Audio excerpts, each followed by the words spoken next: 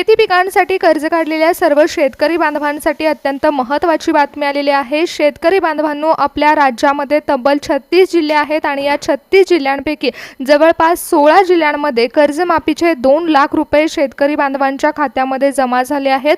परंतु अजून 20 जिल्हे यामध्ये बाकी आहेत ज्यांना कर्जमाफीचा 1 रुपयाही मिळालेला नाहीये। त्यामुळे मुख्यमंत्र्यांना पत्रकारांनी प्रश्न विचारला होता की आता 30 जूनपर्यंत शेतकऱ्यांच्या बँक खात्यावर कर्जाचे पैसे टाकणार आहोत असा शब्द तुम्ही दिला होता, परंतु अजून जून निघून गेला, जुलै निघून गेला तरी सुद्धा शेतकऱ्यांच्या खात्यावर कर्जाचे पैसे या ठिकाणी जमा झालेले नाहीयेत। त्यामुळे स्वतः मुख्यमंत्र्यांनी प्रश्नांची उत्तरे देत असताना महत्त्वाची बातमी दिलेली आहे। आजच्या व्हिडिओमध्ये आपण ही बातमी सविस्तर जाणून घेणार आहोत।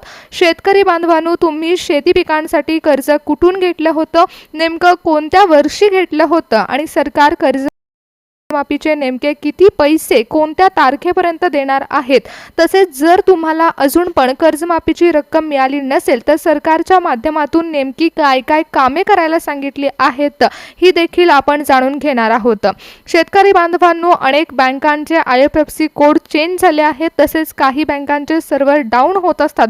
त्यामुळे सरकारने कर्जमाफीची रक्कम सोडत असताना सरकारी आणि खासगी अशा दोन्ही बँकांची निवड केलेली आहे।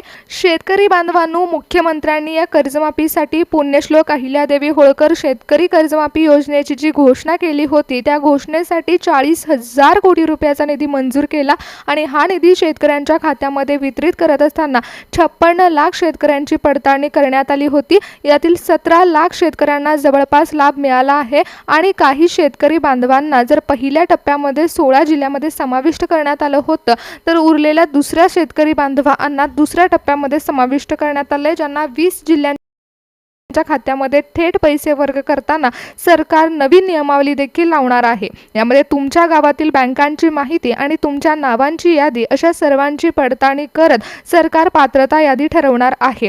त्यामुळे शेती पिकांसाठी जर तुम्ही बँकेमधून कर्ज काढलं असेल तर तुम्ही ही 3 महत्त्वाची कामं केली आहेत का हे लक्षपूर्वक पहा, कारण सरकार आता शेतकऱ्यांच्या खात्यामध्ये पैसे सोडत असताना या 3 महत्त्वाच्या कामावरून शेतकऱ्यांची पात्रता ठरवत आहे।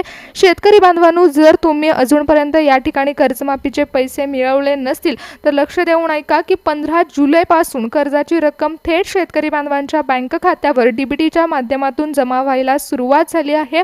त्यामुळे कर्जमाफीच्या योजनेतून कोणते शेतकरी वगळले गेले आहेत आणि कर्जमाफीची जी पात्रतेची कारणे आहेत ती देखील जाणून घ्या, कारण याशिवाय कर्जमाफी यादीमधून जर आपलं नाव आलं असेल आणि ते कसं शोधायचं हे देखील सांगण्यात आलंय। तुम्हाला पुण्यश्लोक अहिल्यादेवी होळकर शेतकरी कर्जमाफीच्या योजनेचा लाभ मिळणार आहे का नाही ते कसं पाहायचं हे देखील पहा, कारण आता फक्त 17 लाख शेतकऱ्यांनाच पात्रता यादीनुसार लाभ वितरित झाला, तर उरलेल्या शेतकऱ्यांना याचा लाभ कधी मिळणार आहे हे देखील सांगण्यात आलं आहे। सरकारने जाहीर केलेल्या नवीन नियमावलीमुळे आपण अपात्र ठरलो आहे का असं देखील अनेक शेतकऱ्यांना वाटत आहे आणि याबद्दल मुख्यमंत्री नेमकं काय म्हणाले आहेत हे आपण या व्हिडिओमध्ये जाणून घेऊयात।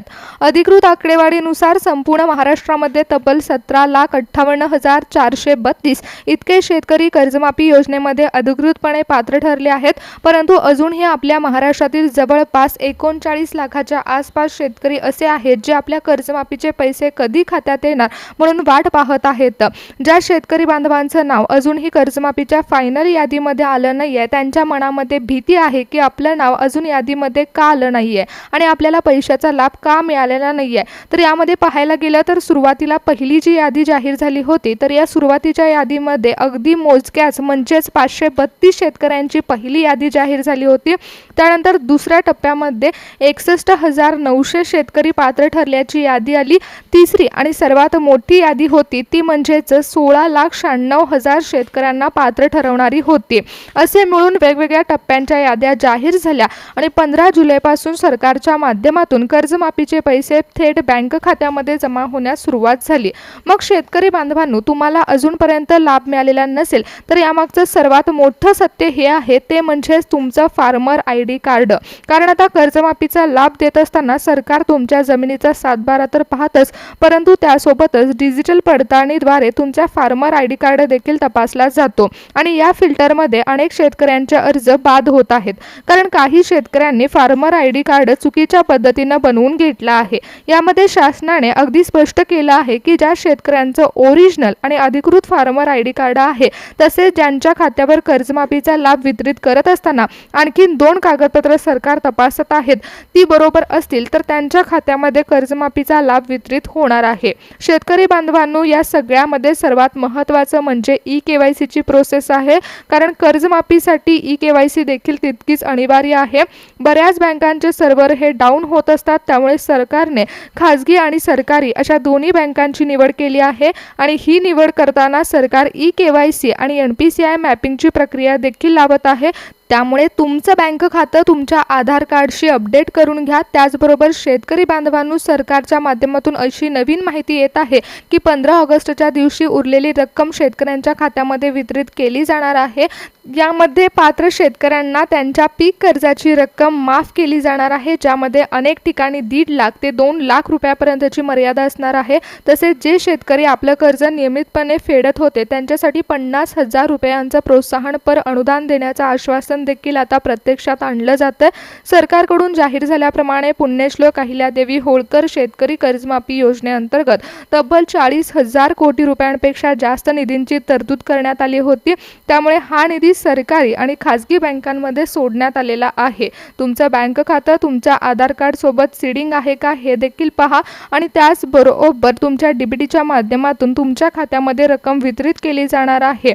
आणि दुसरी गोष्ट म्हणजेच बँक खातं चालू स्थितीत आहे का हे देखील पहा, कारण अनेक शेतकऱ्यांची जुनी खाती असतात जी नंतर इनॅक्टिव्ह होतात. त्यामुळे तुमची खाती ॲक्टिव्ह असायला हवी, म्हणजेच पैसे सोडल्यानंतर कोणतीही तांत्रिक अडचण निर्माण होणार नाही.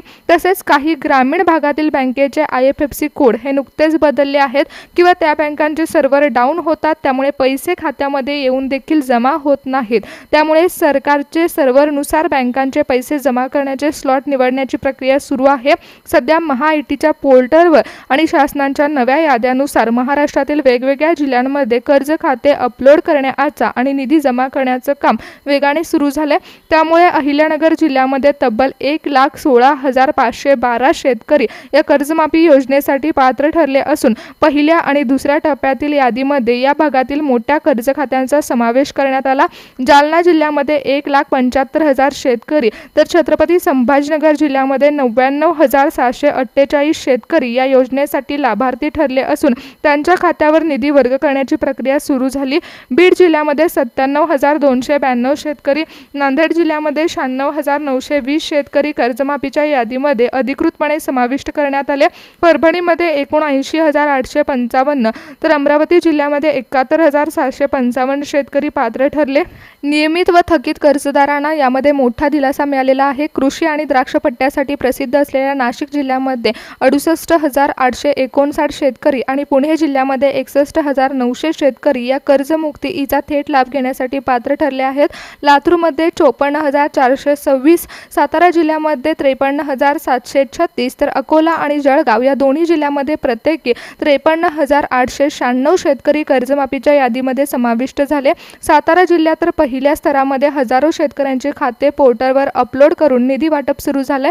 वाशिम जिल्ह्यामध्ये 52,881, यवतमाळमध्ये 51,738 आणि धाराशिव जिल्ह्यामध्ये 46,046 शेतकरी या योजनेअंतर्गत आपले कर्ज माफ करून घेण्यासाठी अधिकृतपणे पात्र ठरले आहेत. तर चंद्रपूर जिल्ह्यामध्ये 36,757, कोल्हापूर जिल्ह्यामध्ये 29,409 पात्र ठरले आहेत. हिंगोली जिल्ह्यामध्ये 44,177, नागपूरमध्ये 38,125 आणि सांगली जिल्ह्यामध्ये तब्बल 37,000 शेतकरी कर्जमुक्ती योजनेच्या कक्षेमध्ये समाविष्ट झाले आहेत आणि ही प्रक्रिया सुरू आहे. मुख्यमंत्री देवेंद्र फडणवीस साहेबांनी दिलेल्या आदेशानुसार पात्र शेतकऱ्यांच्या यादीमध्ये समाविष्ट असणाऱ्या शेतकऱ्यांना थेट बँक खात्यामध्ये DBTच्या माध्यमातून निधी मिळत आहे आणि 17,58,000 शेतकऱ्यांची नावं या यादीमध्ये समाविष्ट करण्यात आली आहेत. शेतकरी बांधवांनो, तुमच्या खात्यामध्ये कर्जमाफीचा लाभ वितरित होत असतानाच तुमचं बँक खातं, आधार सीडिंग आणि eKYC प्रोसेस या सर्वाद्वारे डिजिटल पद्धतीनं पैसे सोडण्याचं काम केलं जाणार आहे आणि कर्जमाफीचे पैसे थेट DBTच्या मार्फत तुमच्या खात्यामध्ये जमा केले जात आहेत.